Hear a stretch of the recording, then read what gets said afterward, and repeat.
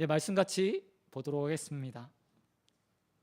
오늘 같이 보시는 말씀은 누가복음 6장 27절에서 38절까지 말씀입니다.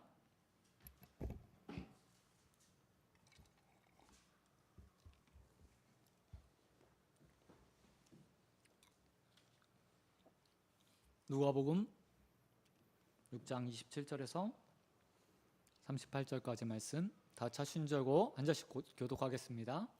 그러나 너희 듣는 자에게 내가 이르노니 너희 원수를 사랑하며 너희를 미워하는 자를 선대하며 너희를 저주하는 자를 위하여 축복하며 너희를 모욕하는 자를 위하여 기도하라. 너희 입밤을 치는 자에게 젖밤도 돌려내며 내 겉옷을 빼앗는 자에게 속옷도 거절하지 말라. 내게 구하는 자에게 주며 내 것을 가져가는 자에게 다시 달라 하지 말며 남에게 대접받고자 하는 대로 너희도 남을 대접하라. 너희가 만일 너희를 사랑하는 자만을 사랑하면 칭찬받을 것이 무엇이냐? 죄인들도 사랑하는 자는 사랑하느니라. 너희가 만일 선대하는 자만을 선대하면 칭찬받을 것이 무엇이냐? 죄인도 그렇게 하느니라. 너희가 받기를 바라고 사람들에게 구워주면 칭찬받을 것이 무엇이냐? 죄인들도 그만큼 받고자 하여 죄인에게 구워주느니라. 오직 너희는 원수를 사랑하고 선대하며 아무것도 바라지 말고 구워주라. 그리하면 너희 상이 클 것이요 또 지극히 높으신 이의 아들이 되리니 그는 은혜를 모르는 자와 악한 자에게도 인자하시니라. 너희 아버지의 자비로우심 같이 너희도 자비로운 자가 되라. 비판하지 말라. 그리하면 너희가 비판을 받을 것이요 정죄하지 말라. 그리하면 너희가 정죄를 받을 것이요 용서하라. 그리하면 너희가 용서를 받을 것이요 주라. 그리하면 너희에게 줄 것이니 곧 후히 되어 누르고 흔들어 넘치도록 하여 너희에게 안겨주리라. 너희가 헤아리는 그 헤아림으로 너희도 헤아림을 도로 받을 것이니라. 아멘. 아멘. 예, 오늘 말씀 가지고 하나님 아버지와 같이 자비로운 자가 되라. 하나님 아버지와 같이 자비로운 자가 되라 라는 제목으로 말씀 같이 나눠가겠습니다. 오늘 말씀 본문 말씀을 준비하면서 저는 누가복음 강해를 시작한 이후에 가장 힘든 한 주를 보냈습니다. 여러분 오늘 말씀 보면서 말로 가르치기는 너무나 쉬운 말씀이지만 그리고 또한 우리가 너무나 잘 알고 있는 말씀이지만 삶으로 살아내기엔 어쩌면 가장 어려운 말씀이 이 말씀이 아닌가라는 생각을 할 수 있습니다. 그래서인지 한 주간 말씀을 준비하면서 묵상하고 화요일부터 계속해서 이 말씀을 읽고 또 읽고 또 읽었는데 금요일까지 거의 이걸 또 어떻게 설교해야 되나, 도상투적으로 늘 하던 대로 설교해야 되나? 혹시 내 삶이 정말 오늘 본문 말씀에 나와 있는 것처럼 완벽하다면 얼마나 좋을까? 누군가 딱 보면서 누군가에게 설교하면서 난 이렇게 살았어, 주님께서 이렇게 말씀하셨는데 나는 이런 예들이 있어 라고 말하면 예화를 들면서 설교하면 얼마나 좋을까? 라는 생각을 할 만큼 좀 깊은 고민에 빠졌습니다. 그만큼요 이 본문 말씀은 누구에게나 어려운 말씀이고 또 알고 있지만 과연 이게 실천이 가능한가? 라는 의문이 드는 말씀입니다. 저는 개인적으로 오늘 본문 말씀의 핵심이 36절 말씀이라고 생각합니다. 너희 아버지의 자비로우심 같이 너희로 자비로운 자가 되라. 말씀의 핵심이요 딱 이곳에 있다고 생각해요. 하지만 예수님께서 말씀하신 자비의 대상을 생각하면 사실 숨이 막힐 것 같습니다. 왜냐하면 본문 32절과 34절 말씀에 보면 우리의 일상의 삶과 아주 비슷한 말씀을요 예수님께서 하세요. 우리는 사랑을 하고 다른 사람들에게 선대하고 또 꾸어주는 삶이 일반적인 일상의 삶이라고 생각합니다. 그리고 이런 행동의 대상들은 예수님의 말씀처럼 그럴 만한 자들의 대상으로 하게 돼요. 우리가 잘 알고 있듯이 우리는 사랑할 만한 자를 사랑하고 또한 선대받을 만한 자를 선대하고 꾸어줄 만한 자들에게 꾸어주고 다시 받기를 바라면서 일상의 삶을 살아가죠. 그런데 문제는 무엇이죠? 이런 일반적인 삶, 우리가 다 하고 있는 삶에 대해서 예수님께서 뭐라고 얘기하시냐면 이렇게 말씀하시는 거예요. 야, 평범한 그 일상의 삶은 평범한 게 아니고 죄인들도 하는 삶이야 라고 말씀하신다는 거예요. 저는 본문을 계속해서 보면서요, 이런 생각을 했어요. 누구나 다 이 정도 삶을 살면서 나는 그래도 죄인보다 나아 라고 생각하잖아요. 나는 저 악한 사람들보다 괜찮은 사람이야. 난 누군가를 사랑하고 누군가에게 선하게 대하고 또한 구워줄 줄도 아는 사람이야.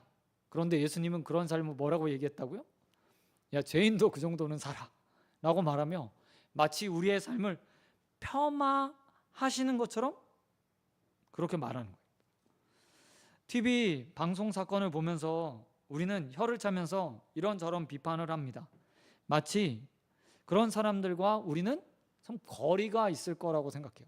뭐 다르다고 생각하면서요, 아니 저런 나쁜 놈이 있어? 어떻게 저런 일들을 하지? 어떻게 살인을 해?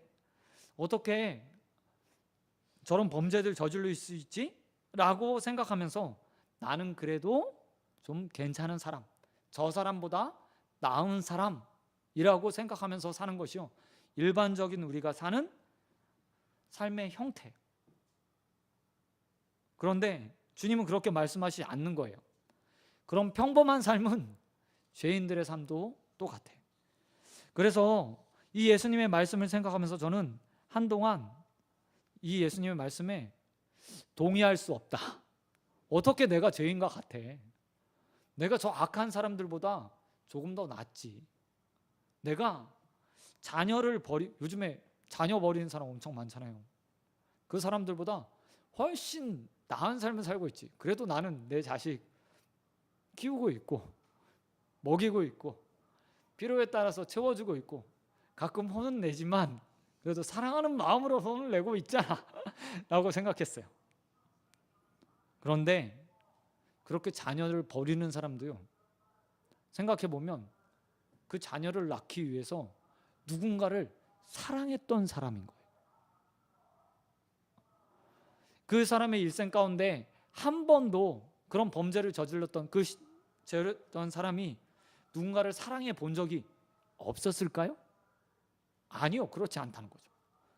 또한 우리가 폭력을 행하는 사람들을 보면서 또 악한 다른 사람에게 악을 행하는 사람들을 보면서 저런 나쁜 사람이 있어 라고 생각하지만 그 사람이 정말 모든 사람에게 다 악만 행하고 살았을까요? 아니요, 그렇지 않아요. 그 사람들이 양심이 있어서 때로는요, 기부도 하고 어려운 사람들을 보면 도와주려고 하기도 할 거예요. 그렇게 따지면 예수님의 말씀이요, 우리는 반문으로 시작했지만 결국 곰곰이 생각해보면 예수님의 말씀이 맞구나. 사람들도 사랑할 만한 사람들은 사랑하고 선하게 대해줄 만한 사람들은 선하게 대하고 또한 구워줄 사람에게 구워주는 사람이구나 라고 생각하는. 근데 우리도 그렇잖아요. 우리가 모든 사람을 사랑하나요? 아니잖아요. 우리도 미워하는 사람 있어요. 우리도 선으로 대해야 되는 걸 알지만 그렇게 대하기 싫은 사람이 있어요.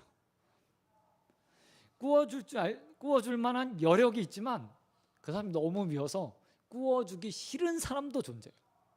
그렇게 따지면 죄인이나 우리나 별반 다르지 않다는 거죠.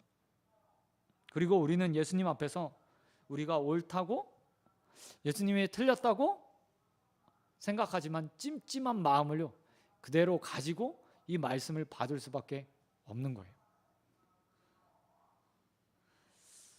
사실 이런 삶을 예수님은 31절에서 이렇게 요약해 주셨어요. 남에게 대접받고자 하는 대로 남을 대접하라. 이 말씀이요, 가장 일반적인 세상의 보편적인 삶을 이야기하는 일종의 말하면 황금률이라는 말씀이에요. 쉽게 말해서 내가 누군가에게 투자한 만큼 나에게 그대로 돌아온다. 내가 누군가를 사랑하면 누군가 나에게 그만큼 사랑해 준다. 내가 누군가에게 선대하면 그만큼 나도 선대받을 수 있다. 내가 지금 누군가에게 꾸어졌다면 언젠가 그 사람이 나에게 꾸어줄 것이 올 것이다. 그걸 생각하면서 네가 무엇인가 받고 싶다면, 사랑받고 싶다면, 선대받고 싶다면, 또한 나중에 빌리고 싶다면 지금 사랑하고 선대하고 꾸어줘라 라는 말씀이 이 황금률에 그대로 담겨 있어요. 그리고 이 황금률은 가장 보편적인 삶의 형태를 가장 잘 지칭해 주는 말씀이기도 하죠. 그런데 오늘 본문에서 예수님께서 원하시는 삶은요, 이런 보편적인 삶이 아니에요. 그렇죠? 우리가 가장 듣기 싫어하고 실천할 수 없는 삶을 우리에게 요구하고 계세요. 본문 27절 말씀을 보니까 예수님께서 우리에게 이렇게 말씀하셨습니다. 원수도 사랑해라. 원수도 사랑해라. 너희를 미워하는 자에게 뭐 하라고요? 선대하라. 원수, 미워하는 자라는 말은요, 똑같은 표현이에요. 말 그대로. 그런 자에게 사랑하고 또한 선대하고 선하게 대접하는 일들을 하라라고 말씀하고 있다는 겁니다. 사실 원수를 용서하는 것은 결코 쉬운 일이 아닙니다. 그런데 사랑하고 그에게 선을 행하고 대접하라고 주님께서 말씀하고 계세요. 또한 이어지는 28절에서 29절 하반절에서 29절 말씀을 보면 원수를 향한 구체적인 행동 방식, 미워하는 자들, 우리를 미워하는 자들에게 해야 되는 행동 방식에 대해서도요, 정확하게 이때는 이렇게 라고 말하고 있어요. 뭐라고 얘기하냐면 저주하는 자, 모욕하는 자, 뺨치는 자, 겉옷을 빼앗는 자 라는 형태가 나타나는데요, 이 형태들을 보면 이렇게 말할 수 있죠. 인격을 짓밟고 육체적 폭력을 가하고 또한 금품을 갈취하는 자들이 있는데, 이들을 만났을 때 어떻게 하라고 얘기하냐면 저주하는 자에게 반대로 뭐 하라고요? 축복해 주래요. 모욕하는 자에게 뭐 하래요? 기도해 주래요. 한 뺨을 치면 어떻게 하라고요? 소극적으로 다른 뺨을 이쪽 뺨도 때려줘 라고 말하래요. 겉옷을 빼앗는 자에게 속옷까지 내어주래요. 이게 예수님께서 우리에게 원하시는 방식의 삶이라는 거예요. 적극적으로 누군가 날 모욕하면 너 나 모욕했어? 나에게 저주했어? 그러면 내가 널 위해서 기도해주고 내가 더 축복해줄게. 넌 잘 됐으면 좋겠어 라고 하라는 거예요. 누가 뺨을 딱 때렸어요. 그러면 소극적으로 오른뺨 맞았으니까 왼뺨도. 겉옷을 빼앗는데요, 우리가 생각하는 이런 겉옷이 아니에요. 유대인들에게 있어서 겉옷은 여벌옷이고요, 속옷은 매일 입어야 되는 자신의 몸을 보호할 수 있는 반드시 필요한 옷이에요. 두벌옷을 가지는 것도 사실 굉장히 부유한 거거든요. 그런데 뭐라고 얘기하냐면 필요 없는 겉옷, 지금 걸치고 있는 보호를 위한 두 번째 수단이었던 겉옷 뺏어가는 자에게 나의 몸을 보호할 수 없는, 내어주면 보호할 수 없게 되는 속옷마저도 내어주면서 적극적으로 그에게 모든 것들을 주라고 말씀하시는 거예요.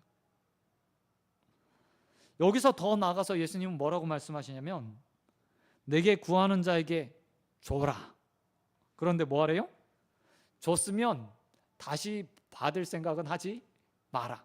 줬으면 끝. 우리가 무엇인가 꾸어졌을 때 우리가 바라는 마음은 뭐죠? 그리고 일반의 세상적인 통념은 뭡니까? 다시 돌려받는 거죠. 원금에 이자까지 쳐주면 더 좋지만 최소한 원금이라도 받아야 되는 게 우리의 원칙인데 뭐라고 얘기하냐면 주님께서 주면 그 다음엔 잊어버려. 받을 생각조차 하지 마라고 말하고 있어요. 그런데 그 준 자가 누구예요? 그냥 평범한 사람이 아니에요. 내가 꿔줄 만한 사람이 아니에요. 원수이고 또한 미워하는 자, 나를 미워하는 자에게 그렇게 하라고 말씀하고 있습니다. 그렇다면 왜 예수님은 이렇게 우리에게 일방적으로 이런 삶을 살라고 말씀하셨을까? 그것은 이 땅 가운데서 우리가 이런 삶을 살 때 우리에게 보상해 주시는 하나님이 먼저 계시기 때문이라는 거예요. 세상의 사람들은 보편적인 삶을 삽니다. 기대를 합니다. 내가 이를 줬으면 당연히 이를 받아야 돼. 내가 너에게 좋은 것 선물했으니까 다음에 너도 이에 상응하는 선물을 줘야 돼 라고 사람들은 생각해요. 그리고 이게 모든 사람들이 살아가는 일방적인 방식이에요. 우리 결혼식에 축의금 내고 장례식 가서 조의금 내면 다 돌려받잖아요. 우리 다 기록해 놨다가 저 사람 얼마 냈네. 그러니 나는 최소한 저 사람이 낸 이만큼은 해야지. 내가 보니까 다음에 나는 장래가 또 날 것 같아. 그럼 어떻게 해요? 그보다 조금 더 얹어서 그 사람이 나중에 돌려줄 것까지 생각하며 덧내서 주잖아요. 근데 주님 뭐라고 했다고요? 받을 생각하지 마. 그게 선대하는 사람이 아니고 심지어 원수일지라도 그런 삶 생각하지도 마라 라고 말하고 있어요. 대신에 우리가 생각해야 되는 것은 사람에게 받는 것이 아니라 바로 하나님 앞에 하나님께서 주시는 것, 하나님이 주실 상급만 바라보며 그렇게 행동하라고 주님께서 말씀하세요. 35절 말씀 한번 보시기 바랍니다. 35절에 예수님께서 이렇게 우리에게 말씀하셨습니다. 35절 우리 함께 읽겠습니다. 시작. 오직 너희는 원수를 사랑하고 선대하며 아무것도 말고 구워주라. 그리하면 너희 상이 클 것이요. 여기 보니까 뭐라 해요? 너희 상이 클 것이래. 근데 상을 주시는 분이 누굽니까? 세상의 사람들에게 돌려주는 거예요? 아니요. 그렇지 않다는 겁니다. 우리의 모든 선의 행동, 심지어 원수를 향해서 이것저것 적극적으로 내어주고 축복하고 뺨을 돌려대고 거둬달라는 자에게 속옷을 내어주며 했던 모든 행동에 대해서 세상의 사람들은 우리를 보면서 호구, 바보 같은 사람, 멍청한 인간, 저 인간 돈 거 아니야? 라고 말하지만 그것에 대한 모든 보상은 하나님께서 해주신다고 이야기하고 있어요. 그런데 그 상을 어떻게 표현하고 있습니까? 클 것, 큰 상이라고 말하고 있다는 거예요. 사실 황금률은 1대1입니다. 하나를 주면 하나를 받는 거예요. 그런데 오늘 예수님께서 이렇게 말하고 있죠. 하나님께서 너희에게 선한 삶을 살 때, 이웃을 사랑하며 살 때, 원수를 사랑하며 살 때 더 큰 상으로 보상해 줄 것이다. 그러니 세상에서 돌려받을 생각하지 말고 하나님께서 너희에게 줄 큰 상만을 생각하며 이 땅 가운데서 원수도 사랑하고 미워하는 자를, 너를 미워하는 자에게 선하게 대접하며 살아가라 라고 말하고 있다는 거죠. 여러분, 세상의 사람들이 우리에게 돌려줄 것은 하나, 많아야 둘일 겁니다. 하지만 이 세상의 주인이신 하나님께서 주실 큰 상의 규모는 우리가 가늠할 수 없는 거예요. 그리고 성도는 언제나 그 하나님께서 주시는 것들을 바라보며 살아가는 사람들이죠. 저와 여러분이 그 하나님의 큰 상을 바라보며 이 땅 가운데서 우리의 삶을 온전하게 하나님께서 원하시는 원수 사랑하는 일에, 그리고 나를 미워하는 자들에게 선하게 대접하는 일에 쓰임받게 되길 우리 주님 예수 그리스도의 이름으로 축원드립니다. 그런가 하면 두 번째로 우리가 이런 삶을 살 수 있는 이유는 성도의 삶을 그대로 하나님께서 보시고 보응하시기 때문이에요. 저는 하나님께서 갚아주신다는 것보다 이 부분이 더 사실 좀 두렵고 무섭고 떨리고 크게 다가오더라고요. 37절과 38절에 보면 우리가 아는 일반의 황금률과 같은 말씀을 주님께서 하세요. 37절에 보니까 이렇게 말해요. 비판하지 말라. 그리하면 너희가 비판을 받을 것이요. 정죄하지 말라. 그리하면 너희가 정죄를 받을 것이요. 용서하라 그리하면 너희가 용서를 받을 것이요 주라 그리하면 너희에게 줄 것이요 곧 후히 되어 누르고 흔들어 넘치도록 하여 너희에게 안겨주리라. 너희가 헤아리는 그 헤아림으로 너희도 헤아림을 받을 것이다 라고 말씀하고 있어요.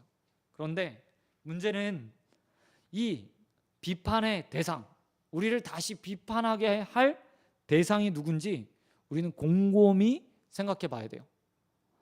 여러분, 사람의 비판은 잠시입니다.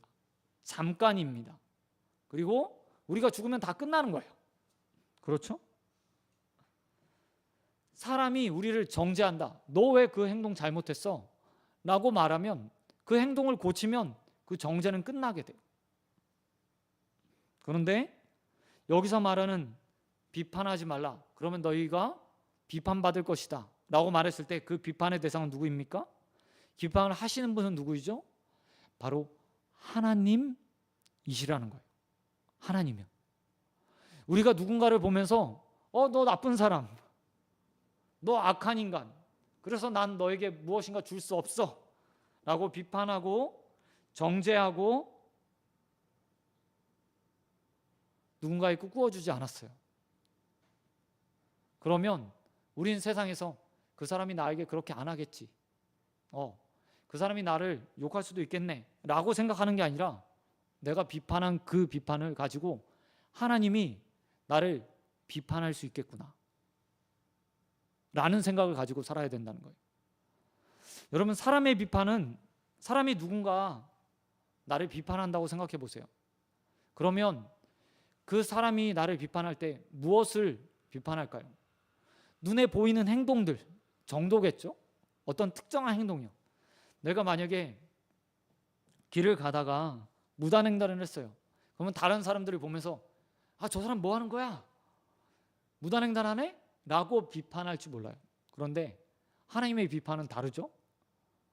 단순히 우리의 보이는 행동뿐만 아니라 과거의 죄, 현재의 죄, 또한 미래의 죄, 어떤 눈에 보이는 행동뿐만 아니라 우리 마음속에 있는 모든 잘못된 것을 다 가지고 비판하실 수 있는 분이 바로 하나님이에요. 우리의 죄를 꾸짖을 때도 마찬가지죠. 우리가 어떤 도덕적인 행동을 하는 것뿐만 아니라 마음 깊숙한 곳에서 했던 모든 생각마저도 하나님의 율법에 비추어서 다 정죄하실 수 있는 거예요. 성도는 항상 그 하나님을 기억하면서 사는 사람들이라는 거죠. 하나님이 분명 우리에게 잘했다 칭찬하시며 상급을 주실 수 있는 분이십니다. 그러나 반대로 하나님이 우리의 행동을 보면서 그대로 보응하시고 되갚아 주시는 분이기도 해요. 우리는 하나님을 향해서 기도합니다. 하나님, 저 사람이 나에게 잘못했어요. 그러니 저 사람 잘못에 대해서 그대로 되갚아 주셨으면 좋겠어요 라고 기도를 해요. 그런데 그 기도의 대상이 때로는 내가 될 수도 있는 거죠. 누군가 나를 보면서 저 사람이 하나님 잘못했어요 나한테, 그러니 그대로 갚아주십시오 라고 말하면 우리 역시도 하나님의 비판이나 정죄나 심판의 대상이 그대로 될 수 있다는 거예요. 그래서 주님께서 우리에게 이렇게 말씀하셨죠. 하나님이 너의 삶을 감찰하고 계셔, 보고 계셔. 네가 누군가를 비판할 때 하나님도 너를 비판할 거야. 누군가 네가 정죄할 때 하나님도 너를 정죄할 거야. 네가 누군가를 또한 용서할 때 하나님도 너 용서하는 걸 보면서 똑같이 용서해 줄 거야. 네가 누군가에게 꾸어주는 것을 보면서 하나님이 너에게도 삶에 무엇인가를 꾸어줄 거야. 그런데 그때는 좀 달라. 좋은 일 했으니까 어떻게 해요? 큰 상으로. 오늘 표현으로 따지면 38절에 말하는 것처럼 흔들어서 넘치도록 주는데 네 바구니가 가득 찰 수 있도록 공극 하나, 틈새 하나 없이 내가 다 흔들어서 주는데 그것도 넘치도록 가득 채워서 너에게 다시 돌려줄게 라고 하나님께서 말씀하시죠. 우리는 나에게 보응하는 하나님이라고 얘기할 때 상급 주신 하나님을 너무나 기대해요. 하지만 주님께서 동시에 이렇게 말하고 있죠. 심판하신 하나님도 함께 기억해야 돼. 그래야 너의 그 입이 원수 앞에서 사랑을 이야기할 수 있고 비판하지 않을 수 있고, 또한 너의 삶을 돌아보면서 누군가 악하게 대한 자들에게 저주가 아닌 축복으로 대갚아 줄 수 있어 라고 말씀하시는 거예요. 저는 우리의 삶을 감찰하시고 그 삶 그대로 보응하신 하나님, 공의와 정의의 하나님이 계심을 언제나 기억하시며 우리의 삶의 행동들과 입술을 온전하게 제어하는 저와 여러분 되길 우리 주님 예수 그리스도의 이름으로 축원드립니다.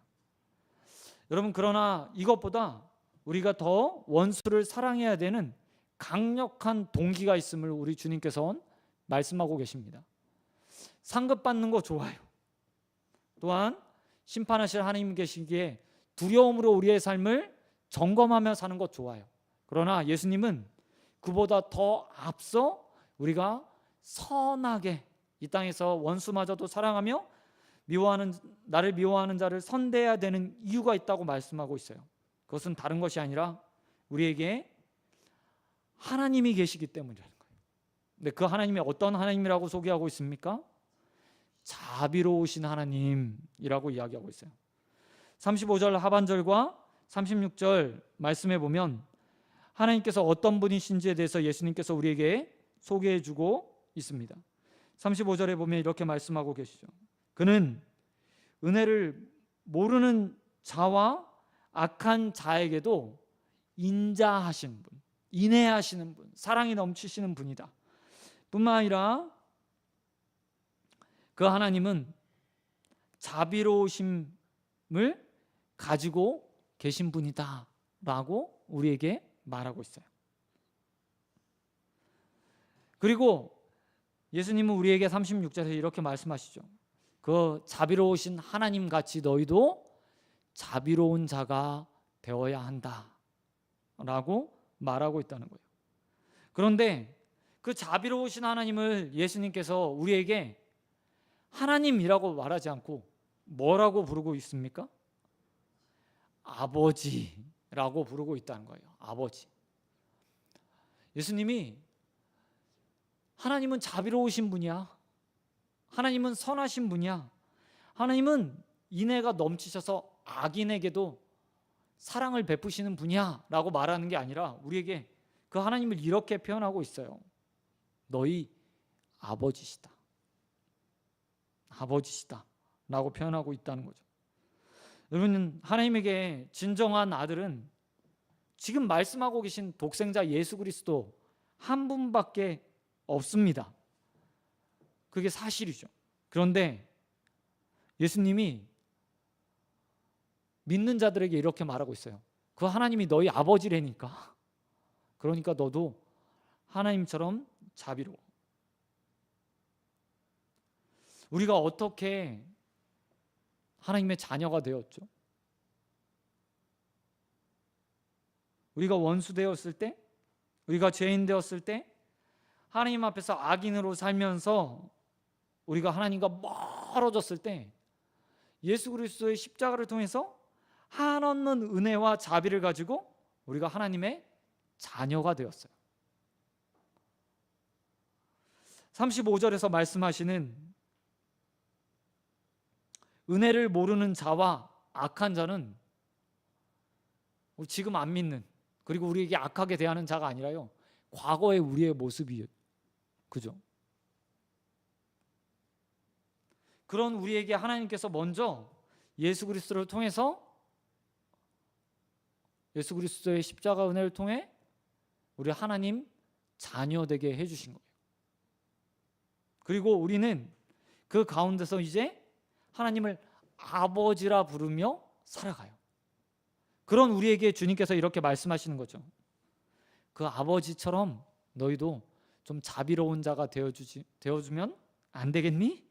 라고 말씀하고 계신 거예요.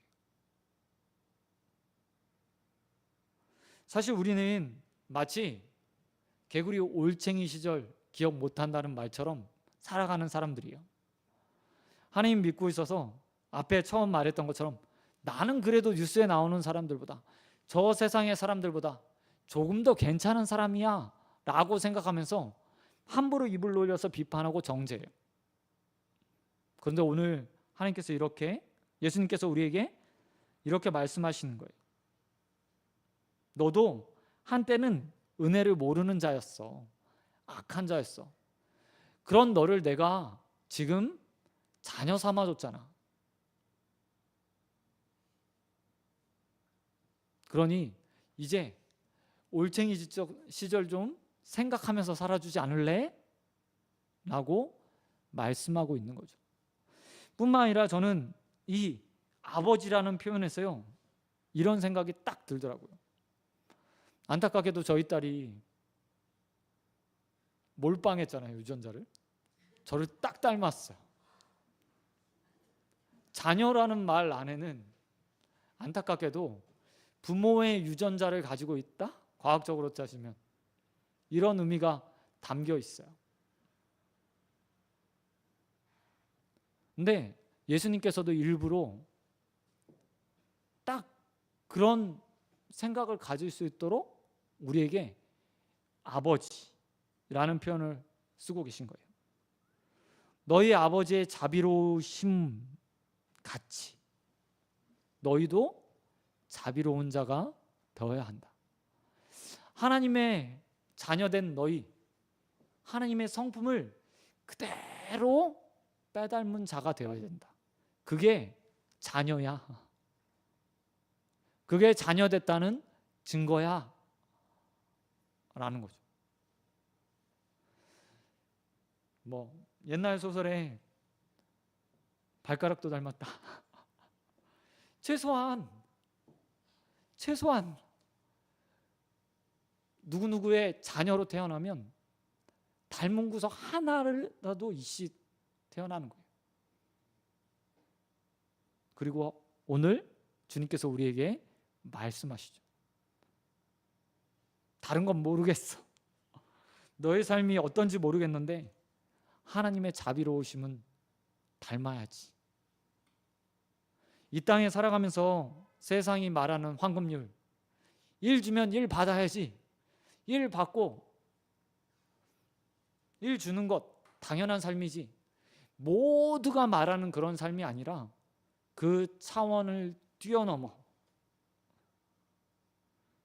우리가 은혜 모를 때, 악한 자였을 때 나를 사랑하셔서 나를 하나님 자녀 삼아주신 그 아버지를 아버지라고 부르고 있다면, 심지어 그 악한 입술을 가지고 지금 아버지라고 부르고 있다면 그 성품 닮아가기에 최선을 다하며 살아야 된다라고 말씀하고 계신다는 겁니다. 사랑하는 소원교회 성도 여러분, 우리 그 우리 하나님 아버지의 마음을, 자비로우심을 닮아가는 저와 여러분 되길 우리 주님 예수 그리스도의 이름으로 축원드립니다. 여러분, 이 땅에 살아가는 동안에 말씀 맺도록 하겠습니다. 우리 이 땅에 살아가면서 남에게 손해를 끼치지 않고 손가락질 받지 않고 살아가는 것, 그것만 해도요, 사실 어떻게 보면 잘 살았다, 인생의 말년에 그래서 잘 살았다 말할 수 있을 거예요. 누군가를 나를 기억하면서 저 사람 그래도 괜찮은 사람이었어, 그래도 악인은 아니었지 라고 정도만 말해도 어쩌면 저는 잘 산 거라고 생각해요. 누군가 나를 미워하는 사람이 없이 산다?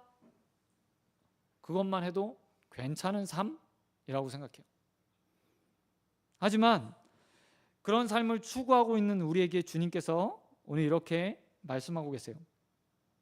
원수를 사랑하고 너를 미워하는 자에게 선하게 접대할 수 있는 그런 마음이 넓은 하나님을 닮은 자비로운 사람이 되어라. 누군가 너를 저주하면 축복으로 갚아줘라. 누군가 너에게 한 뺨을 때리면 다른 뺨도 돌려대라. 누군가 구워주면서 받을 생각 하지 말고, 그거 아깝게 여기지 말고 그냥 구워주고 잊어버리는 사람이 되었으면 좋겠다. 그게 그냥 보통 사람, 사랑할 만한 사람들이 아니라 원수에게도 그렇게 했으면 좋겠다 라고 말씀하고 있어요. 그리고 우리에게는 충분히 그럴 만한 이유가 있습니다. 상급을 주시는 하나님이 계시기 때문이기도 하고, 또한 우리의 삶을 보시면서 그대로 대갚아 주실 만한 하나님이 계시기 때문이기도 해요. 하지만 가장 강력한 동기는 다른 것이 아니라 우리가 먼저 그런 하나님의 은혜를 받은 자이기 때문이고, 또한 감히 그런 우리에게 하나님을 아버지라고 부를 수 있는 양자됨의 은혜를 허락해 주신 하나님 때문이에요. 무엇보다 그 은혜가 있기 때문에 우리는 그렇게 살아야만 해요.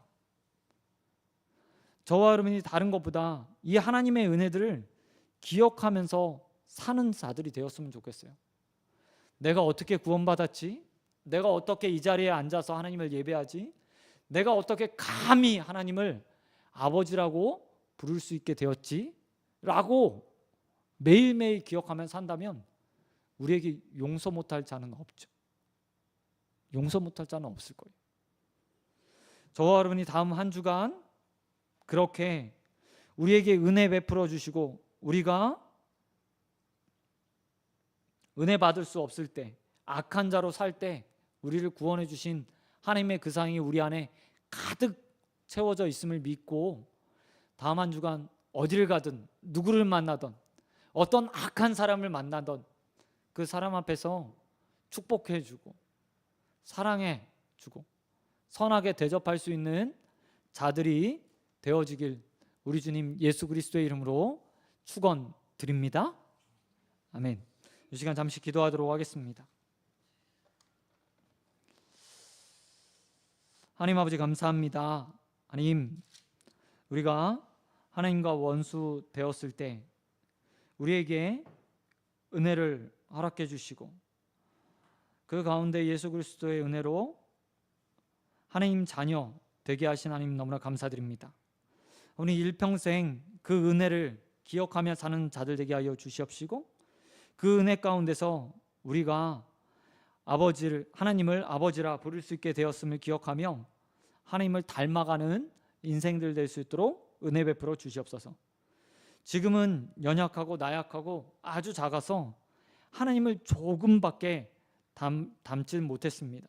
그러나 우리의 인생의 걸음이, 우리의 믿음의 걸음이, 또 신앙의 걸음이 한 걸음 한 걸음 더 나아갈 때마다 더욱더 예수를 닮아가는 자들 되게 하여 주시옵시고, 아버지의 자비로우심을 닮아 원수마저도 사랑하며 나를 미워하는 자에게 선대해 줄 수 있는 자들 되게 하여 주시옵시고, 저주하는 자를 축복하며 모욕하는 자들을 위하여 기도할 수 있게 하시며, 입뺨을 치는 자에게 젖뺨도 돌려대고 겉옷을 달라는 자에게 속옷까지 내어줄 수 있는 넉넉한 자비의 마음을 가질 수 있는 자들 되어줄 수 있도록 은혜 베풀어 주시옵소서.